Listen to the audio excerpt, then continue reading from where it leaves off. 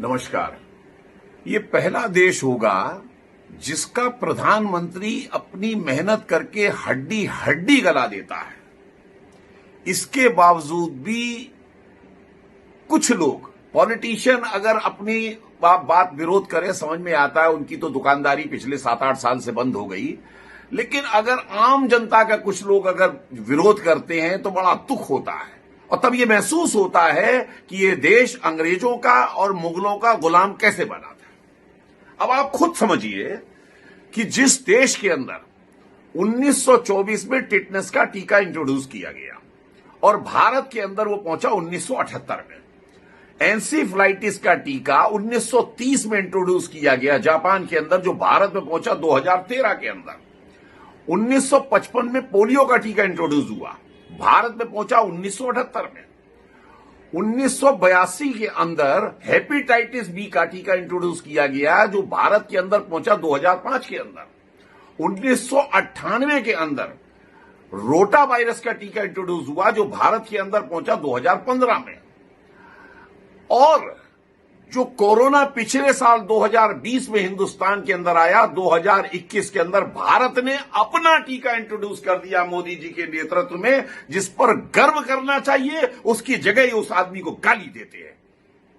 ऐसे हैं लोग। जिस आदमी को पूरे वर्ल्ड में 5 वो भी मुस्लिम कंट्री ने अपना सर्वोच्च नागरिक सम्मान पुरस्कार दिया हो, जिसको रशिया ने अपना सर्वोच्च नागरिक पुरस्कार सम्मान दिया हो, जिसको फिलिप कोटलर पुरस्कार मिला हो, जिसको यूएन ने चैंपियन ऑफ द अर्थ का पुरस्कार दिया हो, जिसको सियोल के अंदर शांति पुरस्कार मिला हो, जो भारत में किसी भी प्रधानमंत्री को नहीं मिला, उस पर गर्व करना चाहिए। उसकी जगह ये लोग नादानी में उसको गाली देते हैं।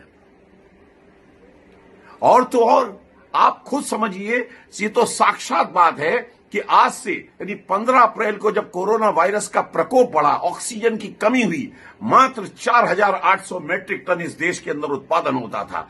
आज 8900 मेट्रिक टन का उत्पादन रातों रात कर दिया गया, ऑक्सीजन ट्रेनें चला दी गई और इंतजाम कर दिए गए।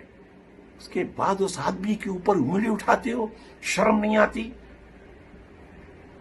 जिस में आपने एक चवन्नी का योगदान नहीं दिया, वो लोग खास करके कहते हैं कि पीएम केयर फंड का हिसाब दो।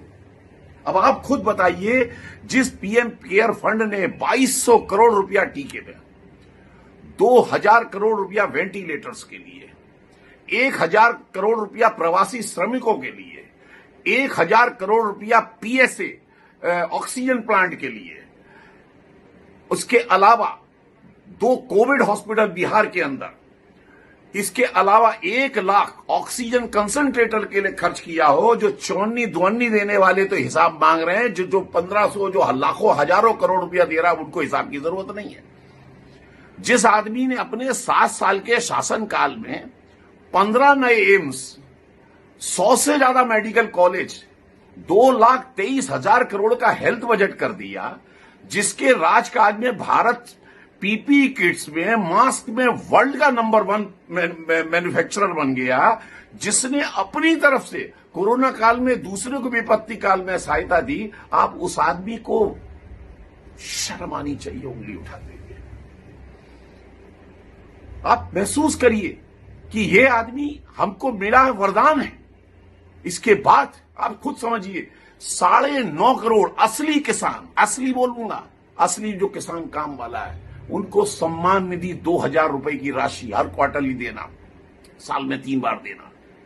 इसके पश्चात महिलाओं के लिए गैस कनेक्शन पहुंचा देना, गांव के अंदर 20 लाख करोड़ का पैकेज दे देना। इसके बाद आप कहते हो उससे मोदी काम नहीं करता है। 43,000 करोड़ रुपया जो आपने कर्जा, जो पुरानी सरकारों ने ईरान का हमारे देश के ऊपर रखा था, उस 43,000 करोड़ को निपटाना, गैस कनेक्शन को महिलाओं के गांव गांव तक फ्री देने के बाद आप कहते हो पेट्रोल डीजल का भाव क्यों बढ़ गया, जिसके बगैर आप ऐसा भी नहीं है कि कल से गाड़ी चलाना छोड़ दोगे अगर 2 रुपए या 4 रुपए बढ़ जाते हैं तो।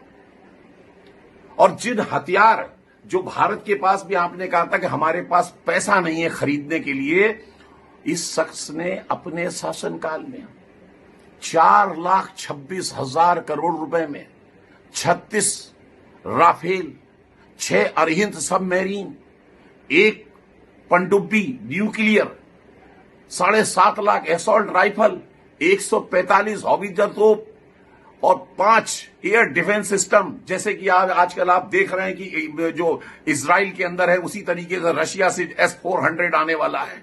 इसकी डील कर ली। जब आप कहते थे हमारे पास पैसा नहीं है, इस आदमी ने कर लिया। और आप लोग, खास करके वो लोग जो मोदी के धुर विरोधी हैं, इस तरीके की वाहियात बातें करके उसके खिलाफ करते हैं। शर्म आनी चाहिए। और एक बात और कहूंगा, मनमोहन सिंह साहब ने कहा था पैसे पेड़ पर नहीं उगते। अगर पैसे पेड़ पे नहीं उगते तो पहले इस चीज का आंसर दीजिए कि आप जो नए नए सजेशन देते रहते हैं, पूरे देश में टीकाकरण फ्री कर दो, हर बेरोजगार को 6-6 हजार रुपया दे दो, आर्थिक पैकेज निकाल दो, दुनिया भर की और सारी सुविधाएं कर दो। अरे कहां से आएगा पैसे, ये भी तो बताओ, ये भी बताओ। आप केवल नाश लगाने के लिए हो देश का, आप केवल रोड़े अटकाने के लिए हो देश का। आपको बताना पड़ेगा ये आएगा कहां से पैसा, वरना उसको अपना काम करने दो मोदी को जो कर रहा है।